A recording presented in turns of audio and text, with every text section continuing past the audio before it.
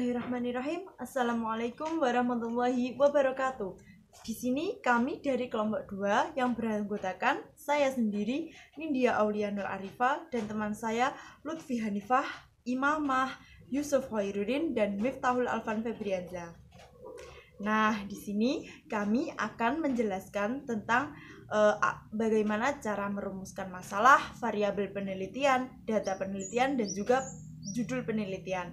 Silahkan disimak videonya baik-baik, semoga bermanfaat. Saya akan membahas cara merumuskan masalah. Yang pertama, karakteristik masalah. Itu ada 4. Aktual, menarik, hasil kajiannya bermanfaat atau bermanfaat, orisinal.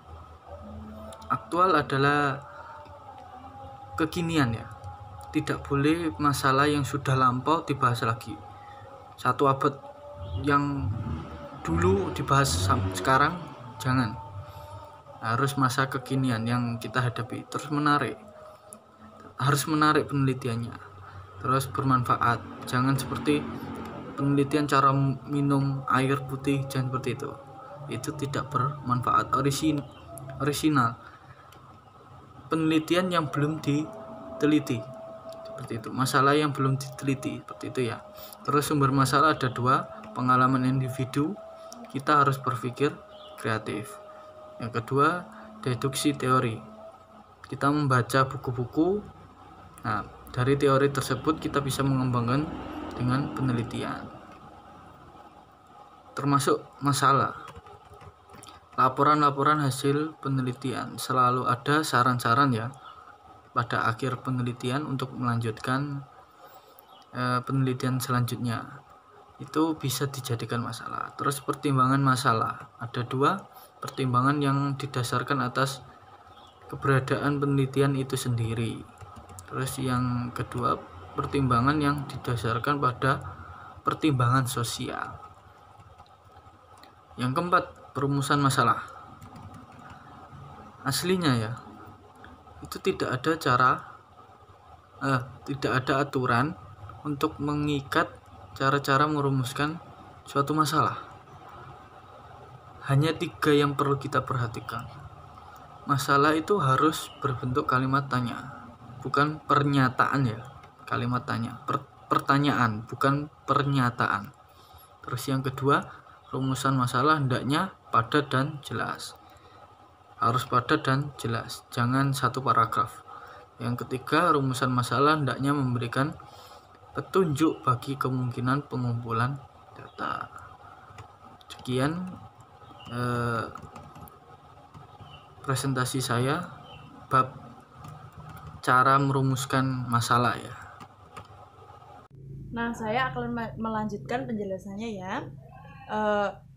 Saya akan menjelaskan jenis analisis kuantitatif, yaitu yang pertama statistik deskriptif. Statistik deskriptif itu digunakan untuk menganalisis data dengan cara mendeskripsikan atau menggambarkan data yang telah terkumpul tanpa bermaksud untuk menyimpulkan yang berlaku untuk umum atau generalisasi.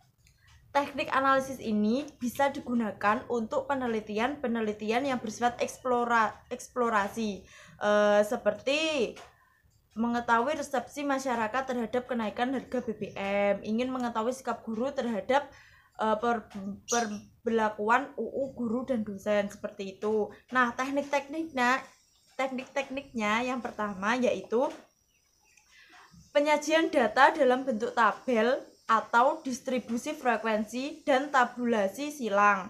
Yang kedua, penyajian data dalam bentuk visual histogram, poligon, ogif, diagram batang, lingkaran, pastel, dan diagram lambang. Yang ketiga, yaitu perhitungan ukuran tendensi sentral, mean, median, modus. Dan yang terakhir, perhitungan ukuran penyebaran, standar deviasi, varians, rank, deviasi kuartil, mean deviasi, dan sebagainya.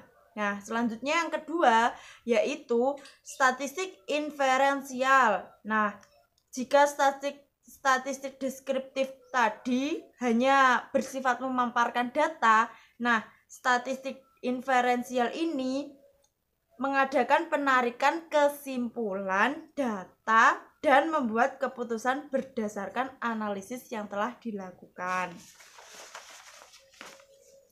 Nah, dalam statistik inferensial ini ada dua jenis, yaitu yang pertama analisis korelasional, yaitu analisis statistik yang berusaha untuk mencari hubungan atau pengaruh antara dua buah variabel atau lebih.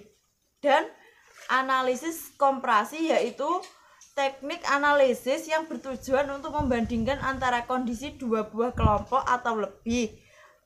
Teknik analisis yang digunakan cukup banyak. Penggunaan teknik analisis tersebut tergantung pada jenis skala dan banyak sedikitnya kelompok. Jadi untuk materi selanjutnya saya akan menjelaskan tentang bagaimana cara menentukan variabel penelitian. Nah, sebelum kita memasuki cara bagaimana menentukan variabel penelitian, sebelumnya kita harus mengenal apa itu variabel. Nah, secara teoritis variabel sendiri itu dapat didefinisikan sebagai atribut seseorang atau objek yang mempunyai variasi antara satu orang atau dengan orang lainnya. Nah, contohnya sendiri seperti tinggi, berat badan, sikap, motivasi, dan lain sebagainya. Nah, tinggi, berat badan, sikap itu merupakan atribut-atribut dari sekelompok orang yang berbeda-beda.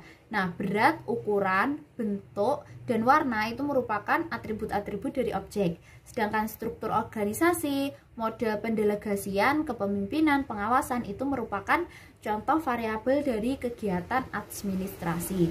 Nah, kenapa kok dinamakan variabel? Karena variabel sendiri itu harus ada variasinya. Misalnya berat badan dapat dikatakan variabel. Kenapa? Karena berat badan suatu anggota atau suatu kelompok itu memiliki berat badan yang berbeda-beda atau bervariasi.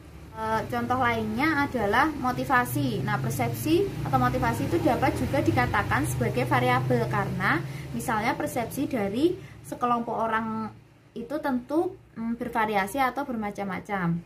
Nah, jadi kalau peneliti akan memilih variabel penelitian, maka yang dimiliki orang, objek maupun bidang kegiatan dan keilmuan tertentu, maka harus ada variasinya atau macamnya. Nah, variabel yang tidak ada variasinya bukan dikatakan sebagai variabel.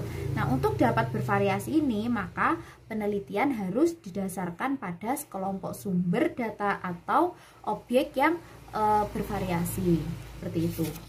Nah, variabel sendiri itu ada 5 macam. Yang pertama yaitu variabel independen atau variabel bebas. Dan yang kedua adalah variabel dependen atau variabel yang terikat. Dan yang ketiga adalah variabel moderator, yaitu variabel yang memperkuat dan memperlemah hubungan antara variabel independen dan dependen ini.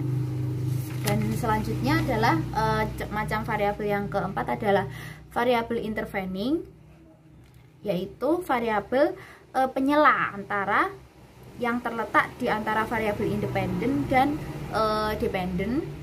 Dan yang terakhir adalah variabel kontrol, yaitu variabel yang dikendalikan atau dibuat konstan sehingga pengaruh variabel independen terhadap dependen itu tidak mempengaruhi oleh faktor luar yang tidak diteliti, seperti itu. Assalamualaikum warahmatullahi wabarakatuh. Di sini saya akan menjelaskan bagaimana membuat judul penelitian kuantitatif.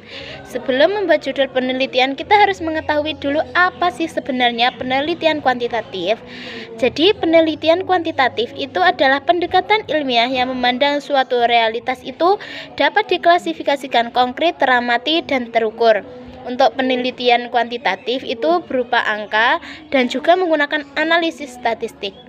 Untuk tujuan penelitian kuantitatif itu ada 3. Yang pertama untuk mengetahui apakah ada hubungan dari 2 variabel. Yang kedua untuk menguji hipotesis atau teori yang telah ada. Jadi teorinya itu diuji sudah sesuai atau belum. Yang ketiga mencari generalisasi sesuatu yang memiliki nilai prediktif. Untuk membuat judul itu ada 4 langkah yang harus dilewati. Yang pertama yaitu menentukan masalah. Untuk masalah itu lebih baik yang nyata yang terjadi di dalam suatu masyarakat dan lingkungan sosial. Yang kedua, menentukan tujuan penelitian. Jadi tujuannya yang ada di atas yang sudah saya sebutkan 3 tadi. Yang selanjutnya, menentukan variabel-variabel penelitian. Untuk variabel penelitian itu ada 2, yaitu variabel independen dan variabel dependen. Setelah Anda menentukan variabel yang akan digunakan, itu variabelnya kemudian ditulis dalam sebuah catatan Anda. Yang selanjutnya, setelah Anda menentukan masalah, setelah menentukan tujuan penelitian dan menentukan variabel-variabel penelitian, selanjutnya yaitu menyusun judul yang akan digunakan dalam penelitian kuantitatif. Sekian presentasi dari kelompok kami. Mohon maaf bila ada salah kata. Wassalamualaikum warahmatullahi wabarakatuh.